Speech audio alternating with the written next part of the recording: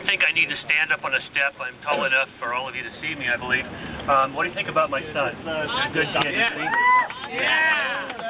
I have 5 of them, and I have 2 grandchildren, and my youngest daughter is having a child in October.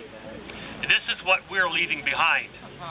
It's very difficult to find the words to express how I feel, how I should feel about this when I have to leave such a beautiful family behind, and especially considering what I actually did.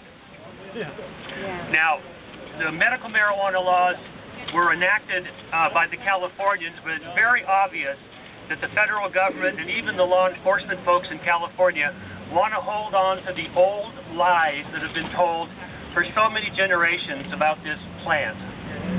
In 1937, outright lies were told to our Congress to get the Marijuana Tax Act passed. Thousands of people went to prison for doing nothing more than using medicine they had been using all their life.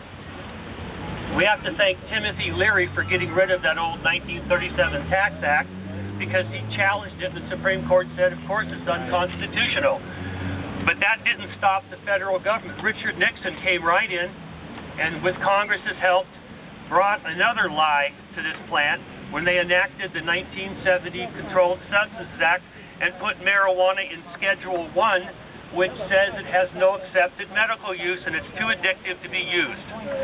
Now, that has been proven over and over again to be a lie, but it continues to be used. It was used in my trial. We almost got somewhere with Jimmy Carter, because he was thinking about decriminalizing marijuana. Unfortunately, his drug czar, Peter Bourne, got caught around some people smoking pot and snorting cocaine, and Jimmy Carter had to get tough on drugs. And then came Ronald Reagan, who outright declared war on drugs again, and we got his wife, Nancy, breathing down everybody's throat about marijuana again. Now, the government did sort of the right thing by starting what they call the IND, the Investigational New Drug Study, where they gave some people that were going blind and basically dying the right to use medical swag from the government. We have one of our friends, Elvie Muzica, who's still alive up in Oregon. They get 300 medical marijuana joints a month.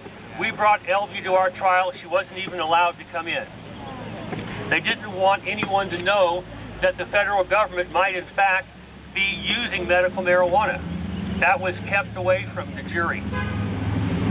Now, after they took marijuana away from medicine, it stopped being taught. But when they discovered the endocannabinoid system in the 1980s, they have to now teach medical students about the endocannabinoid system. This plant triggers a system in our body that's responsible for homeostasis. The most important thing in our body is affected by cannabinoids. We're now trying to figure this out, but the pharmaceutical companies want to take these chemicals and they want to patent them and sell them as drugs. We need to keep the plant whole. Let it do what it does and what it's done for thousands of years. We need to allow people who can to grow their own.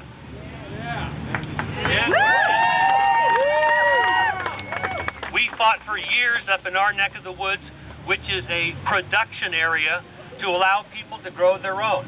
I ran for district attorney in my county so that we could get county guidelines. That was one of the reasons why I'm in the predicament I'm in right now. I sort of pissed off some people who didn't want one of them to be involved in law enforcement. Now, Mollie and I also went to trial multiple times, and we stood behind our notes, and Mollie got at least 25 people out of trouble, got them acquitted because she testified on their behalf. Now, that irritates district attorneys. I'm a trial lawyer. I know when I go to trial, I want to win. And when I lose, I want to know why. And they knew why. They knew why because Mollie Fry dared to stand up and tell them they're wrong and leave this sick person alone. And juries almost universally told the poor sick person to go home, and they wanted to have a come-to-Jesus talk with that district attorney about why you dared to do this. We also advertised on the radio. How dare us? Today, their advertisements are everywhere. I looked in Sacramento News and Review, there were pages and pages of them. They're all over the place. But 10 years ago, we were on the forefront. So what we did was to get under the skin of a lot of people who wanted to shut us up. Now, they waited until Angel Rach's case was decided by the Supreme Court. And within 2 weeks of that case being decided in June of 2005, we were indicted and arrested. They tried to get rid of my attorney, Tony Serra, by throwing him in jail, but it didn't happen. He still maintained his position as my attorney and came back to try my case. They tried to get rid of Tony Serra and Larry Lichter for a conflict of interest. The judge didn't allow that. We finally got our trial, but the jury had blinders on, and they were not allowed to see or hear the evidence of what had actually happened to us.